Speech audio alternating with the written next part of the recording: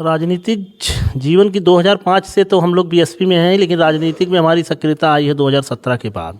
अब सबके समझ में आ गया, सारी चीज़ें अच्छे खोजने के चक्कर में सारी चीज़ें ख़राब हो गई है। इसलिए अब जनता एक तरफ से पूरा समझ चुकी है और एक तरफ से पूरा बसपा का ही सहयोग कर रही है। लंदन में देखिए मूर्ति बनी हुई है, चीन में जाके देखिए मूर्ति बनी हुई है, हर जगह जाके देखिए मूर्ति बनी हुई है, तिब्बत में मूर्ति बनी हुई है, हर देश में अलग अलग, बैंकॉक में जाके देखिए वहाँ का राजा बनवाया हुआ है। तो ऐसा कुछ नहीं, यहाँ की विरोधी पार्टियां सिर्फ कहती हैं मूर्ति बनाई गई है हाथी की। पार्टी में बताइए, आप कह रहे हैं सतीश चंद्र मिश्रा जी ब्राह्मण, राजभर जो अब तक थे रामाचल राजभर जी। हमारी पार्टी हर एक वर्ग को लेके चलती है। नेता का मतलब गरीबों को जो मदद कर ले जाए, शालीन होना चाहिए, सबसे ज़्यादा गरीबों का हक देख ले जाए, गरीबों के मतलब क्षेत्र में वो 24 घंटा जो बना हो वही असली नेता होता है। किसी ने हमारा मुकाबला बस गरीबी से है, विकास से है, गरीबों के उत्थान से है और हम उसी की लड़ाई लड़ रहे हैं।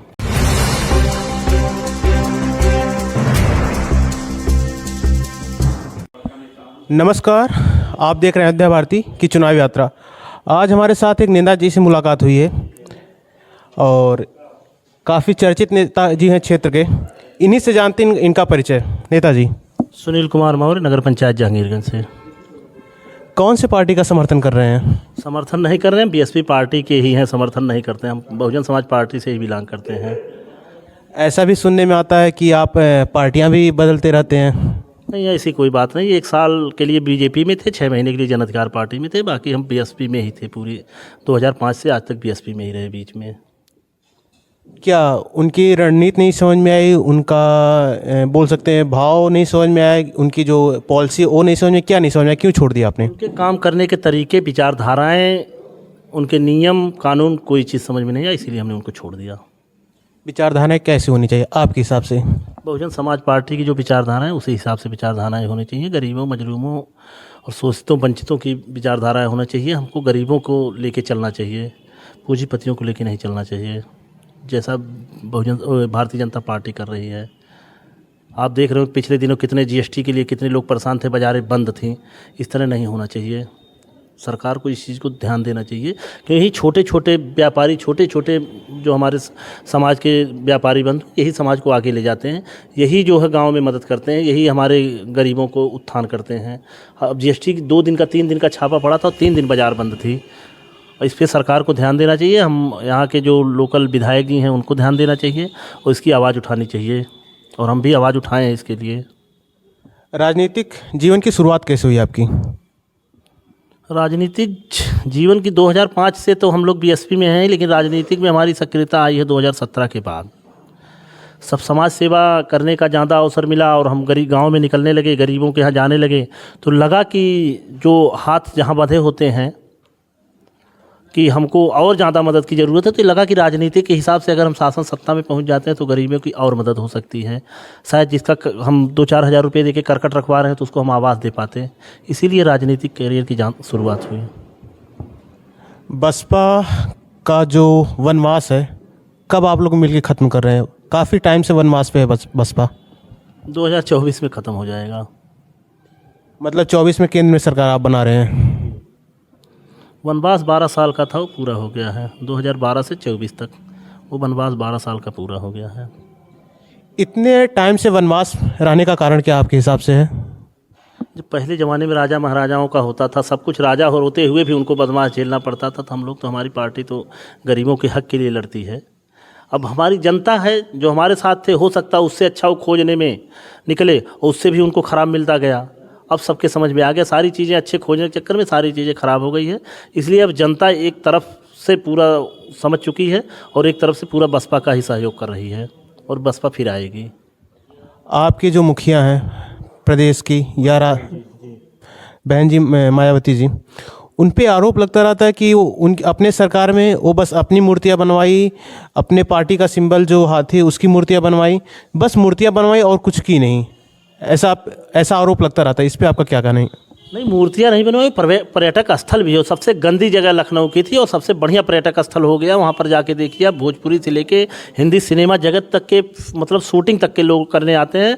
और वहाँ पर आप जाके देखिए 10,000 लोग वहाँ पर मतलब शाम के समय उस पार्क में मिलते हैं, टहलते घूमते हुए मिलते हैं। तो अच्छा चीज़ बनाने के लिए, वो बदनाम करने के लिए, लंदन में देखिए मूर्ति बनी हुई है, चीन में जाके देखिए मूर्ति बनी हुई है, हर जगह जाके देखिए मूर्ति बनी हुई है, तिब्बत में मूर्ति बनी हुई है, हर देश में अलग अलग, बैंकॉक में जाके देखिए वहाँ का राजा बनवाया हुआ है। तो ऐसा कुछ नहीं, यहाँ की विरोधी पार्टियाँ सिर्फ कहती हैं मूर्ति बनाई गई है हाथी की, पर्यटक स्थल उसको कह लीजिए, पर्यटक स्थल बनाया गया है, उससे लखनऊ का एक नाम हुआ है, उत्तर प्रदेश का एक नाम हुआ है। भाई आज नाम तो हो रहा है, लोग आ रहे हैं, ये तो कह रहे हैं ना कि लखनऊ है। तो ये गलत बातें हैं, बदनाम किया जा रहा है हमारी पार्टी को, और बहन जी को बदनाम करने की साजिश है लोगों की। आपका बीजेपी और समाजवादी पार्टी, इन दोनों पार्टियों से आप जिस पार्टी में, बसपा में, किस हिसाब से सबसे ज़्यादा बेहतर है? बहुजन समाज पार्टी सबसे अच्छी है, सबसे ज़्यादा नौकरी बहुजन समाज पार्टी मिली, कांसीराम शहरी योजना मिली, गरीबों को सबसे ज़्यादा हक मिला है, गरीबों की लड़ाई लड़े हैं, गरीबों को ख्याल सबसे ज़्यादा बहुजन समाज पार्टी में ही रखा गया है। आप देख सकते हैं, समझ सकते हैं। ऐसा आरोप लगता रहता है कि जो बहुजन समाजवादी पार्टी है एक विशेष कास्ट, बोल सकते हैं विशेष कास्ट की पे ही ध्यान देती है, और सभी जो कास्ट हैं वो भले आर्थिक रूप से बहुत ज़्यादा कमज़ोर, उस पर ध्यान नहीं देती, एक विशेष ही कास्ट पे ध्यान देती है। ऐसा आरोप लगता रहता है, इस पर आपका क्या विचार है? ये गलत बात है कि किसी एक विशेष पे रहती है। एक सबसे ज़्यादा अगर सताए गए सबसे ज़्यादा गरीब हैं तो दलित हैं, तो हर पार्टियों का हम कहेंगे कि बहुजन समाज पार्टी, हर पार्टियों को उसकी तरफ ध्यान देना चाहिए। जो सबसे ज़्यादा गरीब हैं, दलित ही सबसे ज़्यादा गरीब है, सबसे ज़्यादा पिछड़े शोषित वंचित दलित ही हैं, या अन्य वर्ग के जो लोग हैं उनका भी ध्यान देना चाहिए। हर पार्टी को इसका ध्यान देना चाहिए। हमारी पार्टी तो ध्यान देती है। हमारी पार्टी में बताइए, आप कह रहे हैं सतीश चंद्र मिश्रा जी ब्राह्मण, राजभर जो अब तक थे रामचंद्र राजभर जी, हमारी पार्टी हर एक वर्ग को लेकर चलती है।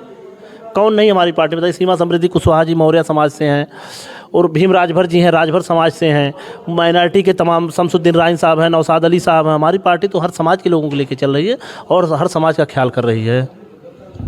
ऐसा देखा जाता है नेताओं के साथ कि जिस पार्टी की लहर होती है उसमें शामिल हो जाते हैं जी। और आप पे अगर देखें तो आप भी एक बार भाजपा में शामिल हुए, एक और पार्टी में शामिल हुए। भाजपा में जब हम शामिल हुए तो उसकी सरकार बन चुकी थी। हम 2021 में भाजपा में शामिल हुए थे और एक ही साल थे। क्षेत्रीय मंत्री का हमारा पद था, बड़ा पद था, और उसमें कोई पद का कोई मतलब होता है, प्रतिमूर्त बन के रह जाते हैं। उसमें मतलब आपके पास कोई पावर नहीं रहेगी, आप केवल एक दिखावे के लिए पद रहेगा, आप उसमें रहेंगे कि हम भाजपा के कार्यकर्ता हैं बस। आपके विचार से नेता कैसा होना चाहिए? क्या क्या उसमें क्वालिटी होनी चाहिए? नेता का मतलब गरीबों को जो मदद कर ले जाए, शालीन होना चाहिए, सबसे ज़्यादा गरीबों का हक देख ले जाए, गरीबों के मतलब क्षेत्र में वो 24 घंटा जो बना हो वही असली नेता होता है। बाकी तो नेता तो हैं ही, नेता खोजना थोड़ी नहीं। आप समाज में देख सकते हैं तमाम लोग हैं, ऐसे भी नेता हैं जिसको समाज जानता भी नहीं, वो भी समाज सेवी और युवा अपना बेटा लगा के आपका घूम रहे हैं। नेता में ऐसा देखा जाता कि कुर्ता सिला के पहन लिए हैं, गमछा लपेट लिए हैं, टिक्का लगा लिए, हो गए नेता। ऐसा भी होता है, नेता देखने को मिल रहे हैं। जहांगीरगंज नव सृजित नगर पंचायत बनी है, कितना इन्वॉल्वमेंट रहेगा बसपा का? बहुजन समाज पार्टी का चेयरमैन होगा, भावी चेयरमैन जो होगा, पहला चेयरमैन बहुजन समाज पार्टी का ही होगा। दावे के साथ आप कह रहे हैं? 1001% कह रहे हैं। आप फिर चेयरमैन बनाने के बाद फिर हमारा इंटरव्यू ले लीजिएगा, कैमरे के सामने से आपके कह रहे हैं। चलिए, डबल इंजन की सरकार है और यहाँ के जो पूर्व विधायक थी अनीता कमल जी, उनके पति देव जी, अवधेश जी, वो भी चेयरमैन के लिए प्रत्याशी के रूप में लड़ रहे हैं। कितना आप उन्हें देखते हैं, कितने आपके उनकी दावेदारी देखते हैं, कितना उनसे आपको लगता है कि आपके प्रतिद्वंदी हैं? हमारा किसी से कोई मुकाबला नहीं है। जनता हमारे साथ एक तरफा है और हम जनता के साथ एक तरफा खड़े हैं। हमारा किसी से कोई मुकाबला नहीं है। रही बात उनकी, तो उनका जो भी होगा वो आपको चुनाव के बाद उनका पता चल जाएगा। और कई चुनाव उन्होंने देखा भी है, आप लोगों ने भी कवर किया होगा। ज़्यादा कुछ न कहें किसी के बारे में। हमारा मुकाबला किसी से नहीं, हमारा मुकाबला बस गरीबी से है, विकास से है, गरीबों के उत्थान से है, और हम उसी की लड़ाई लड़ रहे हैं। और आपका अगर प्रत्याशी चेयरमैन बनता है, जहांगीरगंज में युवा के लिए सबसे विशिष्ट कार्य क्या होगा? क्योंकि ना यहाँ पे एक ग्राउंड है खेलने के लिए, या जो लड़के फ़ौज में जाते हैं उनके दौड़ के लिए, ना एक लाइब्रेरी है, ना एक बस स्टेशन है, कुछ नहीं है। उस पर आपका क्या, बसपा के अगर चेयरमैन बनता है तो उस पर आपका क्या रहेगा प्लान? अगर हमारी मतलब नगर पंचायत चुनाव होने के बाद हमारा चेयरमैन बनता है, तो हम ये वादा करते हैं कि अम्बेडकर नगर में 3 नगर पालिका 4 नगर पंचायतें हैं, सबसे नंबर 1 पे होगी 3 नगर पालिका और 3 नगर पंचायत के लोग यहाँ देखने आएंगे कि ये काम कैसे हुआ, क्यों हुआ, कहाँ तक हुआ, कहाँ से योजनाएं लाई गई। सबसे आदर्श नगर पंचायत होगी, ये उदाहरण नगर पंचायत होगी। ज़्यादा नहीं कुछ कहेंगे। चलिए, आप देखते रहिए, हम आपको अलग अलग नए नए नेताओं से मिलाते रहेंगे। देखते रहिए चुनाव यात्रा। धन्यवाद।